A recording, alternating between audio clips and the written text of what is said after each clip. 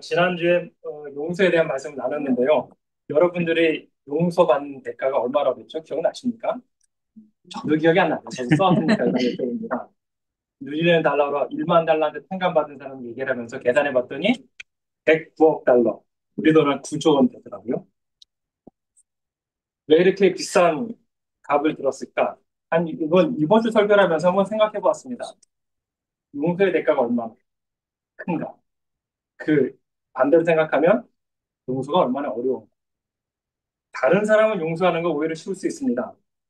어, 우리 사람들 충고 쉽게 하죠. 너무 힘들어하지 마. 용서해 줘. 어?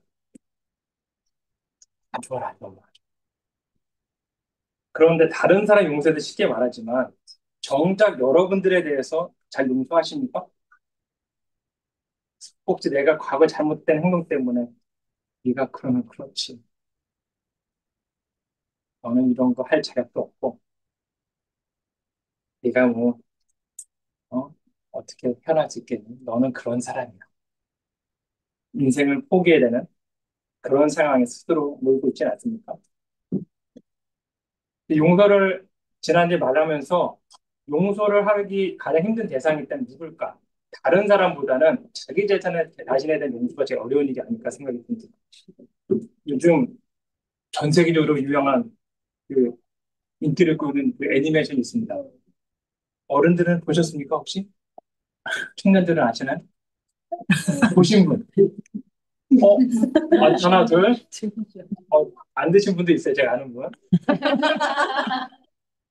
집어넣어서 오른쪽 하시다니. 넷플릭스의 그 K-pop 더블 헌터스라는 애니메이션입니다. 7살 이상 가능하니까 우리 2살 우리 꼬마 빼고 다 이거는 가능하십니다. 이 작품이 지금 현재 1위예요.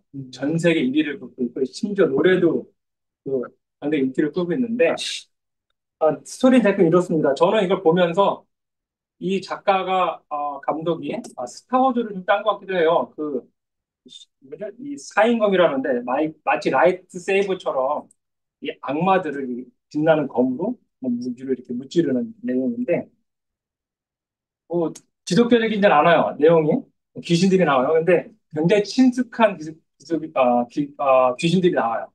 도깨비가 나오고요. 갓쓴 그 귀신들이 나오는데 그 주인공 여자 배우 그뭐 스토리 잠깐 말씀드리면 여러분들이 보실 수 있을까 스포는 많이 하지 않겠습니다. 여자 아이돌이 나오고요. 이 여자 아이돌이 귀신들을 잡는 팬들을 지키는 그런 좋은 아이돌이고요. 그리고 이 친구들 남자 아이돌인데요. 얘는 나쁜 아이돌이에요. 사람들을 잡아먹는 나쁜 귀신 아이돌이에요. 근데 이 아이돌 중에서도 진우라는 사람이에요. 진우. 이게 작가가 그러더라고요. 아세요? 누구 남자 어른들이랑 모르실 텐데 저도 지금 한 명을 아는 것 같아요. 차은호라고 굉장히 잘생긴 청년이 있습니다. 밑에 있는 남주혁이라고요. 근데 작가가 감독이 여성인데 이 차은호와 남주혁을 짬뽕해서 만든 캐릭터가 이 진우라는 캐릭터인데 정말 잘생겼고요. 노래도 잘해요. 근데 영화에서는 자기의 성공을 위해서 자기의 영혼을 뷰마, 마귀에게 팔아버립니다. 그리고 자신의 성공을 위해서 가족들도 버려요. 자기만 왕궁에 살면서 아주 잘 삽니다. 그런데 악마에게, 마귀에게 영혼을 팔았잖아요? 시작부터 잘못된 거죠. 해피엔딩 되겠습니까? 해피엔딩이 아니에요. 끊임없이 죄책감에 시달립니다. 네 잘못이야. 너 때문에 너의 어머니와 그리고 네 여동생이 고통 가운데 죽었어. 그, 그 귀마라는 귀마가 사실 마귀를 꺾으라면 귀마가 됩니다. 이 귀마, 마귀가 진짜 캐릭터 이름이 귀마예요. 이 귀마가 계속 조종해요. 너는, 너는 가능하지 않은 놈이다. 그러면서 이 귀마가 이 진우를 무려 400년 동안 이렇게 데리고 섭니다. 조종해. 그리고 자신의 노예처럼 부립니다. 죄책감에 빠져서 아무것도 못하는 진우의 삶. 저는 이 주인의 삶을 보면서 오늘 우리 자매님께 읽어주신 누가복음 19장의 말씀, 여기 나온 삭개오, 그 상황이 너무나 비슷하다는 생각이 들었습니다. 삭개오는 어떤 사람이냐? 이, 이절에서 이렇게 말합니다. 삭개오라 이름하는 자가 있으니 세리장이요 또한 부자라. 세리장. 신약 성경 전체에서 세리장이라는 말은 어, 삭개오만 가르칠 때 나옵니다. 세리라는 용어는 나오는데 세리장이라는 용어는 딱 한 군데 삭개오를 가르쳐 나옵니다. 성경에서는 이 세리라는 직업에 대해서 굉장히 부정적입니다. 왜냐하면 그 당시에 이스라엘이 로마의 지배를 받고 있었는데 잘 들리십니까? 제 목소리가? 그 당시에 로마의 지배를 받고 있었을 때 로마에다 바치는 세금을 대신 걷어주는 역할을 하는 사람이 세리였어요. 그런데 그 세리 중에서도 삭개오가 있었던 여리고 지역은 그 무역이 왕성하던 곳이었고 특별히 그 지역에서 세리를 뽑을 때는 지명받는 것이 아니라 내가 지원하는 거예요. 내가 돈을 내서 세금 징수권을 해서 세리가 되는 겁니다. 그래서 어떻게 되냐? 세금 징수권을 가지면 내가 로마에 내야 되는 세금보다도 더 많은 세금을 걷어서 그것을 가지고 부를 축적하는.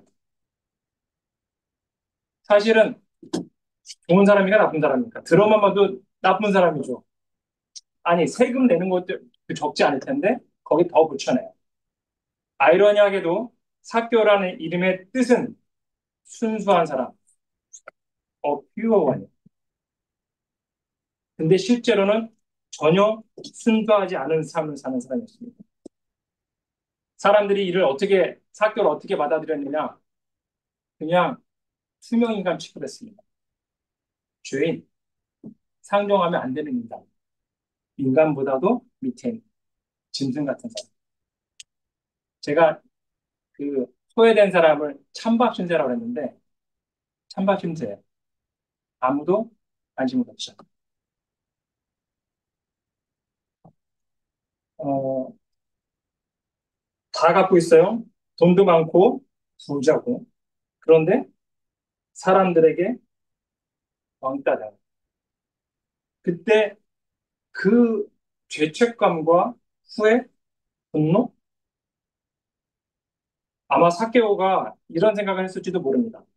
그래, 어차피 사람들에게 욕을 먹고 사는 거, 그래, 돈이나 많이 벌자. 좀 더 붙여서 20% 붙일 거 50% 붙이고 두 배를 걷어서 반은 몸에 바치고 반은 내 갖지 뭐. 내 권력 가지고 마음껏 돈을 벌자. 사람들이 고통받는 거 내가 할 거 아니지. 그런데 그에게 들려온 소식, 예수님이 지나가신다는 소리 듣습니다. 예수님이 지나가시는 소리를 듣고 사도에게 이런 마음이 듭니다. 예수님을 보고자 원하여 가지만 3절에 키가 작아서 그리고 사람이 많아서 예수님을 볼 수가 없는 상황이에요. 아마 사개오가 가진 유일한 핸디캡이 있다면 돈은 많은 부자인데 키가 작아서 어느 정도 작냐 사람들 앞에 있으면 앞을 볼 수 없을 정도. 근데 오늘 이 구절에서 키가 작아서 예수님을 보지 못했다. 이 구절 속에 이 누가복음 저자가 기록하진 않았지만 우리들에게 들려주는 내용이 있습니다. 여러분도 한번 생각해 보십시오. 삭개오가 키가 작아서 예수님을 볼 수 없었습니까? 문자적으로 맞는 말이죠. 여러분들 어디 같은데 뭐 보러 갔을 때 공연을 갔을 때 앞에 누가 키가 작은 사람이 큰 뒤에서 그렇게 보려고 하면 어떻게 합니까? 길을 좀 내주죠. 특히나 꼬마가 있으면 앞자리를 보내주죠. 키가 작았던 약점도 있었지만 그것도 이유가 되지만 더 큰 문제는 주변에 있는 사람들이 아무도 삭개오가 예수님 볼 수 있도록 자리를 내어주지 않았다는 것입니다. 부도 있고 힘도 있었지만 철저하게 외면되었던 사람. 모든 사람들에게 단 한 사람으로도 동정을 받지 못했던 사람. 그게 바로 삭개오가 처한 처죠. 오늘 말씀 속에 나오는 그 삭개오가 19장 1절에서 10절에 보면 삭개오가 예수님을 보고자 하여 그리고 그리고 4절에도 보면 보기 위하여 예수님께서 삭개오를 쳐다보시고 사람들이 보고 수군거리고 8절에 보면 주여 보시옵소서 보다라는 말이 있어서 오늘 읽은 본문 바로 앞장에 보면 18장 35절 43절에 보면 소경의 이야기가 나옵니다. 소경은 어떤 사람이니까 눈이 뜨기를 다시 보기를 원하는 시력의 회복을 원하는 사람, 다시 보기를 원하는 사람, 어, 주여 불쌍히 여겨주셔서 저희가 언제 한 달 전인가요? 말씀을 나눴던 것 같은데 마가복음 10장에 나왔던 그 내용과 누가복음 18장 35절 40절에 나오는 그 내용이 평행 본문이에요. 평행 본문이라는 거는 내용이 그러니까 유사하거나 동일하다는 거예요. 여기 나오는 인물 소경은 아마 바디메오일 겁니다. 근데 이 보다라는 헬라어 원문에 보면 그 동사가 다르게 되어 있어요. 누가복음 18장에 나오던 소경 예수님께 주님 보기를 원하나이다. 그때는 헬라어로 아나블레포라는 말을 씁니다. 이 아나블레포 보다라는 이 뜻의 동사는 위를 쳐다보다라는 것도 되지만 주님을 쳐다 위를 하늘을 보다는 내용도 있지만 회복하다 육체적으로 시력을 회복하다라는 뜻이 강합니다. 그런데 누가복음 19장에 나오는 보라오 이 보다 헬라의 원문의 뜻은 보다 목격하다 경험하다 내면으로 인지하다 좀 다릅니다. 19장에 나오는 보다라는 뜻이 여러 개 나오는데 삭개오는 예수님을 보기를 원했습니다. 왜? 예수님은 만남을 통하여서 예수님을 직접 체험하기 원했어요. 근데 예수님께서 삭개오를 어떻게 보십니까? 아마 둘째를 봤을까요? 아니, 부드럽게 바라보셨어요. 예수님 바라보시는데, 그런데 사람들은 삭개오를 어떻게 봅니까? 보고 수근거립니다. 여러분들, 이 이야기에 묘하게 닮아 있는데, 보다 예수님은 삭개오를 볼 때에 정죄하는 눈빛으로 보지 않았어요. 죄인의, 물론 삭개오가 죄인 맞죠? 근데 삭개오의 죄를 통해서 죄인의 관점으로 온 것이 아니라 바로 예수님은 삭개오를 어떤 관점으로 봅니까? 용서받아야 될 죄인, 과거에 있었던 죄로 그를 정죄하지 않고 그 죄의 울타리에 감옥에 가두는 것이 아니라 바로 이렇게 선포하십니다. 9절에 보면 아브라함의 자손, 구원이 이르르고 아브라함의 자손, 구원받을 사람, 회복되어야 될 사람으로 봅니다. 정죄하지 않으셨어요. 오늘 삭개오가 예수님을 만나려고 돌 무화과 나무, 예전 성경에 보면 뽕나무로 번역되어 있는데 뭐 똑같습니다. 번역의 차이지. 예수님을 만나기 위해서 나무로 달려 올라갑니다. 사실 이 장면이 보면요. 이렇게 멋있게 차려입고 뛰어서 나무에 올라간다? 그 당시 어른들로서는 굉장히 좀 하지 않는, 굉장히 이상한 행동. 뭐, 여러분은 이 말씀을 들으면서, 아니, 뭐, 결론적으로 보면 예수님을 만나서 죄인이었다가, 수혜받았던 사람이었다가, 이 집에 구원 선포를 받고, 아브라함의 자손이라고 선포받았는데, 뭐, 이 정도가 뭐, 그렇게 대단할까요? 이렇게 의문을 가질 수 있겠습니다. 근데 모든 사람들이 죄인으로 낙인 찍고 모든 사람이 배척하고 그리고 자기 스스로도 죄책감 가운데 오랫동안 따라했던 사람이 예수님이 지나간다고 했을 때에 뛰어서 이 돌을 누가 나면 올라간다? 예수님을 만나러 간다? 삭개오가 할 수 있는 죄인이었던 사람, 죄책감에 빠졌던 사람이 할 수 있는 가장 큰 믿음의 결단이었습니다.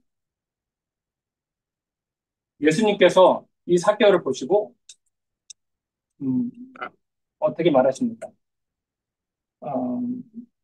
6절에 한번 5절 보실까요?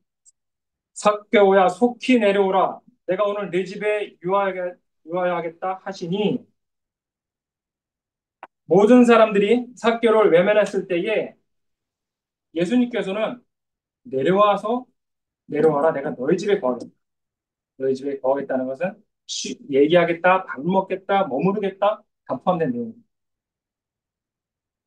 예수님께서 삭개오에게 너 이제껏 죄인으로 살아왔지? 더 이상 죄 짓지 마.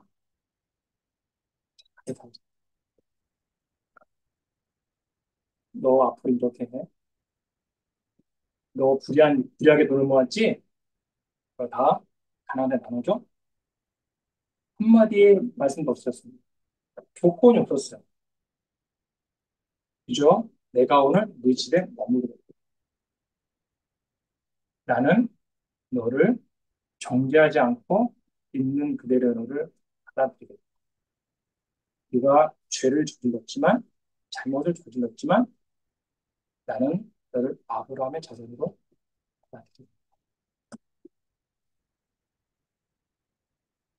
저는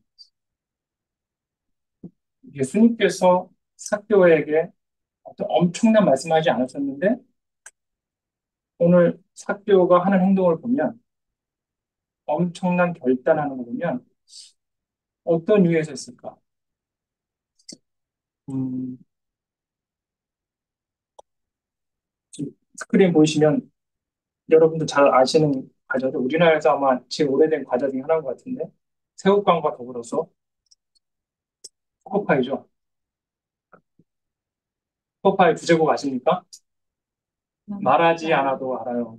그저 바라만 봐도 마음속에 있다는 걸 CF 아실 겁니다.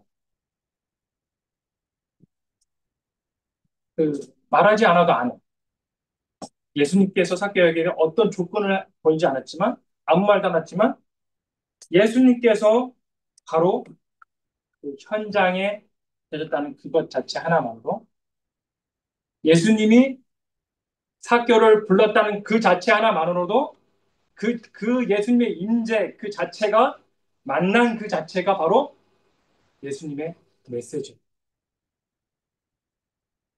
아무도 자리를 마련해 주지 않는다. 모든 사람에게 주의를 붙잡았던 그 삭개오가 그 삭개오를 예수님께서 만나 주신 것 그 자체.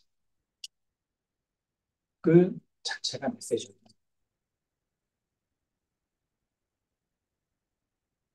뭐 예수님 만났던 그 수경이나 또 제가 처음에 들었던 진호나 또 삭개오도 죄인들에게 죄인들이 그 빠지기 쉬운 그러니까 죄인이라면 당연히 느껴야겠죠. 죄책감 당연한 겁니다. 그런데 죄책감이라는 것은 율법과 같아요.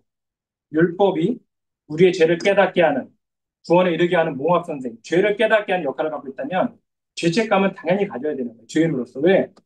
죄책감을 가져야지 나의 죄를 인식하게 되는 거죠. 그런데 지나친 죄책감은 경계해야 돼요.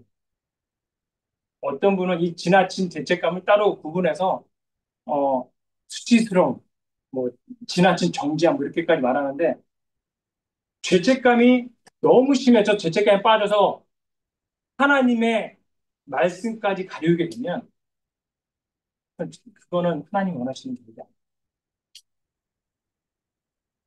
내가 죄 가운데 있을 때 나를 죄인의 관점으로 보는 것이 아니라 세상의 관점으로 정죄하는 관점으로 보는 것이 아니라 하나님의 시선으로 예수님의 시선으로 봐야 됩니다. 성경 말씀 어떻게 되어 있습니까? 이사야 말씀 볼까요? 나고 나는 나를 내 허물을 두말하지 아니 내 죄를 기억하지 아니한다. 에레미야 31장 34절에서도 나시는 그 죄를 기억하지 아니하니라. 이렇게 말씀하십니다. 주님께서 죄를 기억하지 않는다. 과거의 죄로 너를 정의하지 않겠다. 과거의 죄와 지금의 너를 분리하겠다. 선언하십니다. 죄인을 향한 하나님의 엄청난 말씀, 바로 리셋 버튼을 눌러주시는 거예요. 너는 더 이상 죄인으로 불리는 것이 아니라 누구냐? 아브라함의 자손으로 대우받을 것이고, 그리고 변화될 것이고, 그 본성을 회복할 것이고, 세상의 욕망의 눈으로, 양심의 눈이 벌고 세상의 눈으로 바라보고 살았던 인생에서 하나님의 시선으로, 하나님의 목적을 위한 인생으로 세상을 보기 시작한다는 거죠. 그런데 우리가 계속해서 과거의 죄를 들춰내고 스스로 정작 비난한다면 그것은 하나님의 기억보다도 하나님의 관점 무시하고 나의 관점으로 오는 거예요. 근데 세상 사람들의 관점도 이해는 됩니다. 많은 사람들이 예수님께서 삭개의 집으로 간다고 했을 때 수근거렸습니다. 죄인의 집에 간다. 우리 부모님들 자녀가 어렸을 때 좋은 친구를 만나라고 하지 않습니까? 같이 들면 물든다고. 아마 보통 사람들이라면 그 당시 유대인들의 보통적인 정서는 너 죄인과 어울리지 마. 물들어. 더러운 것 버려. 잘못됐어? 예물을 드려. 용서를 회개해. 근데 절차가 딱딱딱딱 있었어요. 죄를 멀리하라.